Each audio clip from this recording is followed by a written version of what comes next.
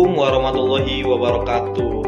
Perkenalkan, nama saya Muhammad Ridho dengan NIM 2500075 sebagai penyaji atau moderator dari kelompok 5 dengan mata kuliah Bahasa Indonesia.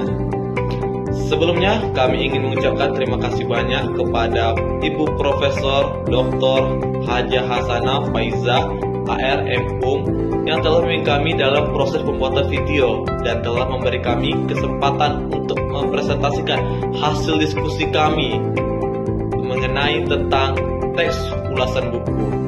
Di sini kami memiliki 4 orang anggota, yaitu Muhammad Arkan Faras dengan NIM 2500074, Hoirunisa Munifah dengan NIM 2500073, saya sendiri Muhammad Ridho dengan NIM 2500075, Khaila Hoirunisa dengan NIM 2500072. Sebelum kita masuk ke dalam materi yang kita bahas, kita harus mengetahui dulu apa itu teks ulasan buku.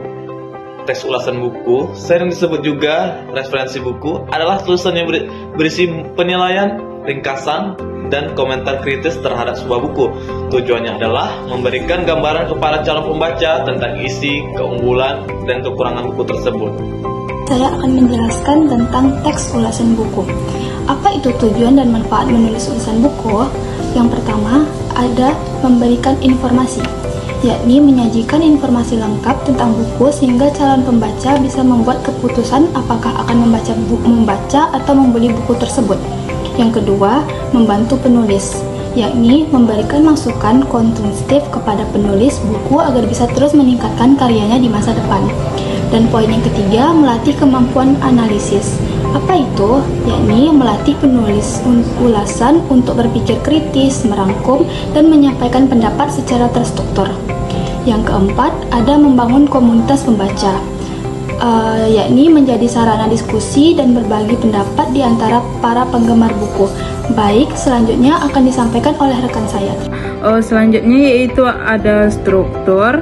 Yang pertama, identitas. Bagian ini mencakup informasi penting terkait apa buku yang diulas, meliputi judul buku, penulis, penerbit, tahun terbit, jumlah halaman, dan ISBN. Yang kedua yaitu ada orientasi. Struktur orientasi berisi informasi mengenai lingkup atau batasan bahasanya yang diulas, seperti bidang atau genre buku yang diulas, jati diri penulis, sasaran segmentasi buku, dan pendapat penulis secara umum mengenai buku tersebut. Yang ketiga yaitu ada tafsiran isi.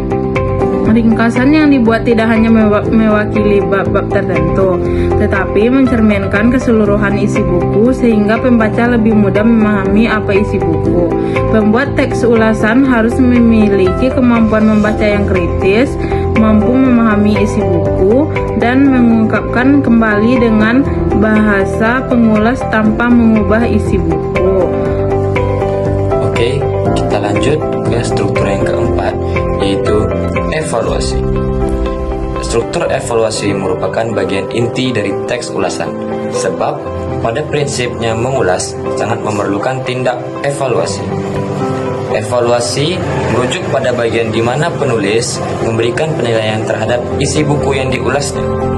Pada umumnya, evaluasi dalam teks ulasan buku mengandung 2 aspek utama, yaitu kelebihan dan kekurangan.